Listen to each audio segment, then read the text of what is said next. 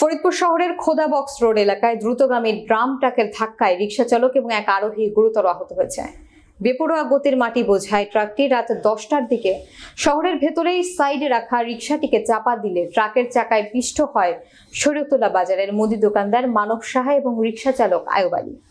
বিস্তারিত থাকছে ফরিদপুর সদর উপজেলা প্রতিনিধি আরিফ শেখের প্রতিবেদনে। স্থানীয়রা তাদের দ্রুত উদ্ধার করে ফরিদপুর 50 শয্যা বিশিষ্ট মেডিকেল কলেজ ও হাসপাতালে ভর্তি করে। তবে ট্রাকটিকে আটক করা গেলেও পালিয়ে যায় ট্রাকের ড্রাইভার ও হেলপার। স্থানীয়রা জানান, বিকট শব্দ শোনার পর তারা দৌড়ে এলে দেখতে পায় দুর্ঘটনা কবলিত আহতরা চিৎকার করছেন।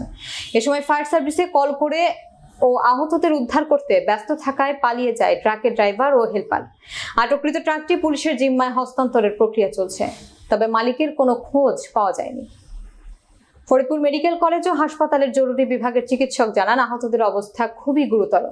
একজনের দু পায়ের ওপর দিয়ে ট্রাকের চাকা চলে যাওয়ায় ও অতিরিক্ত রক্তক্ষরণের কারণে অবস্থা আশঙ্কাজনক। আহতদের স্বজন ও স্থানীয় জনগণ দাবি, অপরাধীদের শনাক্ত করে দ্রুত আইনের আওতায় আনা হোক।